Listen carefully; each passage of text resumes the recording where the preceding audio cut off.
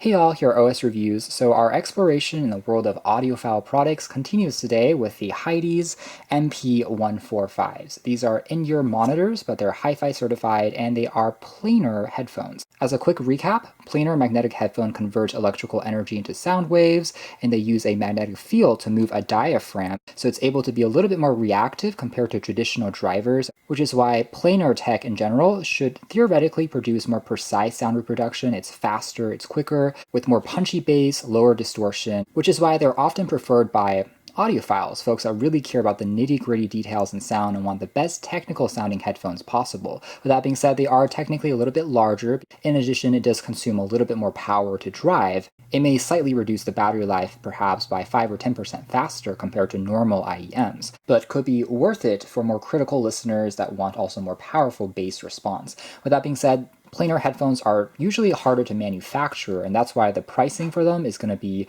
usually more expensive. These pairs from Hidizs are currently going to be on crowdfunding at an early bird price of around $100, so it's actually quite reasonable for really audiophile-centric wearables like these. Otherwise, what's also really neat about these pairs is they have collaborated with the Whale and Dolphin Conservatory organization. That means not only is the design more inspired by the aquatic ocean in terms of its line and forms, but this is a really good kind of environmental organization cause. So they are claiming to also donate some of the profit to this organization through this collaboration with each purchase of these wearables. So it's kind of this whole movement of tech for good that we've also been seeing with Nimble's chargers and products being made out of eco-friendly recycled goods versus this collab with a aquatic ocean conservatory. So anyways, it comes in multiple different colors, including a blue theme that goes with the whole, again, WDC collaboration of the ocean water, as well as a more conventional silver that we have here. And the drivers themselves are 14.5 millimeters, again, planar magnetic.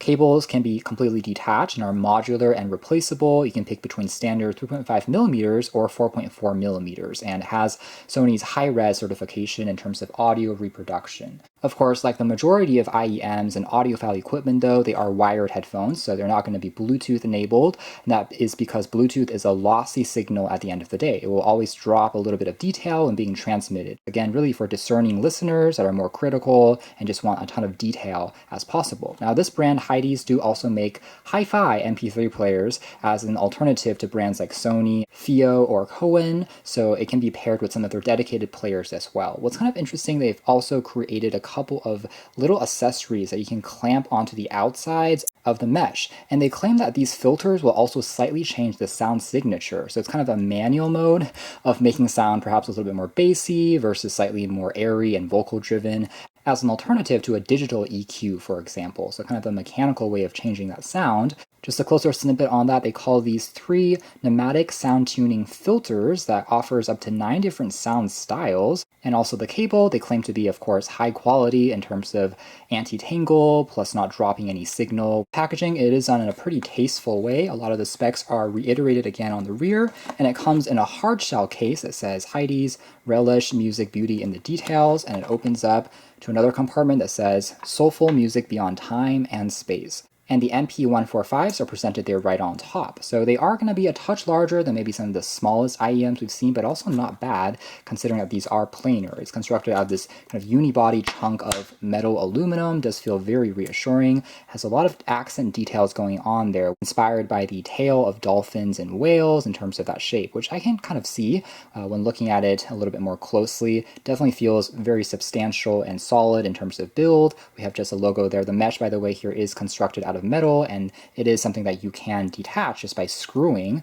again, with those additional accessories. And further down below here, we do have a lot of adjustable tips, which are all silicone though, some which are a little bit more designed for extra bass, some for more balanced sound, and more for vocal as well, which is really showing a obsession here when it comes to sound, I have to admit, especially in a day and age where a lot of times we can just slap a EQ on things and kind of call it a day. This is really meant for folks that want ultimate precision, I have to say. With that being said, there are no foam tips included in the box, which might be a little bit higher in terms of comfort. Silicone tips will be more sweat and water resistant, so can have better durability. Mostly it seems with the center piece that is being attached onto the mesh, it's just a little bit thicker on the bass heavy versions and also the balance, as opposed to the treble one is a little bit more thin and lightweight, and that apparently will just change the sound reproduction. And then in a separate compartment, we have some extra accessories, including different warranty cards, as well as certifications, in addition to a small carrying pouch that you can protect these when on the go. It opens up using these two kind of magnetic latches,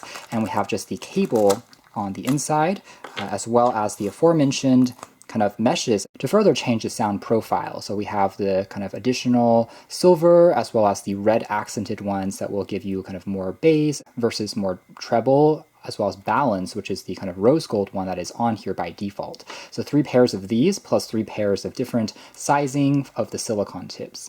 All of the kind of accent pieces are made out of this chrome and aluminum, and also gold plated, of course, for the 3.5mm plug, as well as the 2 additional ones for the left and the right channels on the IEMs. What you won't find on the included wire, though, would be any remote. Now moving into audio quality and performance, testing these out with a HiFi quad DAC on the LG G8X, paired with some lossless audio tracks, and I have to say that it definitely is one of the best sounding pairs of IEMs that I have ever tried out. The planar drivers on here are just so nuanced in terms of tiny details that you're able to discern. Bass is just perfect. They're never too overpowering, but at the same time, they're definitely present and provide a satisfying thump in the background. For lack of a better description, they just sound super faithful to how the song perhaps sounded in a studio environment by the artist. Just super comfortable the moment that you start listening to them and get sucked into the music. If anything though, one observation coming from my first pair of kind of planar headphones would be that, first of all, they are going to be a touch larger. I didn't find them to be too heavy because the IEM design means that part of the cable is resting onto the outside portion of your ear,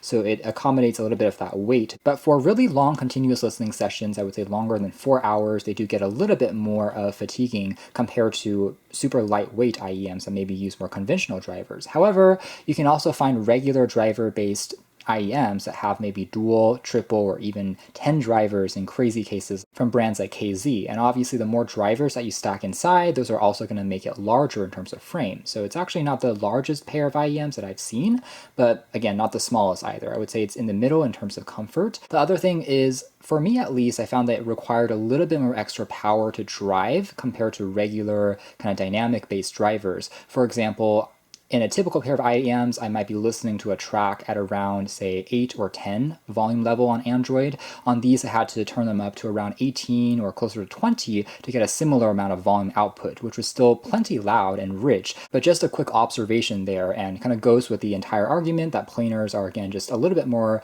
power consuming to drive. But the benefit is you just get such precision in every note that is being reproduced. It's so smooth and just natural feeling the moment that you listen to the music. All the tiny details, if you are picking apart a studio track from instrumentals, violins, guitars, it just comes to life, and you can discern every texture in a singer's vocal as well, just perfectly well. And to my surprise, the included accessories actually made a little bit of a bigger difference than I was originally expecting. That is, the combination of the quote-unquote mesh tubes plus the different silicone tips actually do, in some cases, make the bass even more pronounced versus slightly more recessed and emphasizing the trebles instead.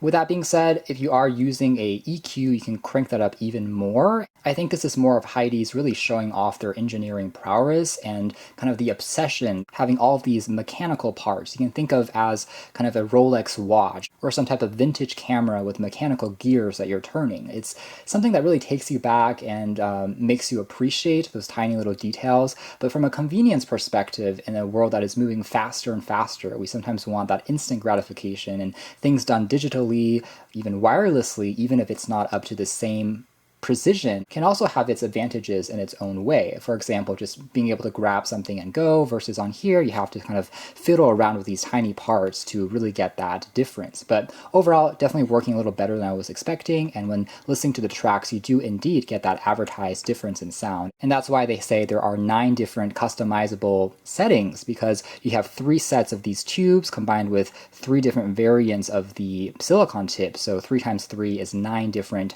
gradients Obviously, downsides here is that they're tiny parts and maybe a little easy to lose if you're not too careful and you have to bring something extra compared to, again, the aforementioned digital methods that we have these days. So that is more or less it as far as our hands-on look of this Hidizs. They're also calling this the Dolphin series of the MP145 IEMs, these large planar driver in-ear monitors which deliver just super precise, nuanced sound, very clean for album listening as you're sitting down and appreciating more details, and ultimately they're still smaller than studio-style headphones, so it can be easier to transport around if you are on the go. They also have decent noise isolation with those silicone tips blocking out a bit of noise passively, although there is no ANC of any kind, as expected, along with that pretty distinctive shape of these metal IEMs, super solid, and again inspired by ocean aquatic creatures and the tail part at least. So a good cause combined with actually good sounding IEMs, I think that's kind of a win-win, plus at a relatively reasonable price point, I would say, for all of the different accessories you're getting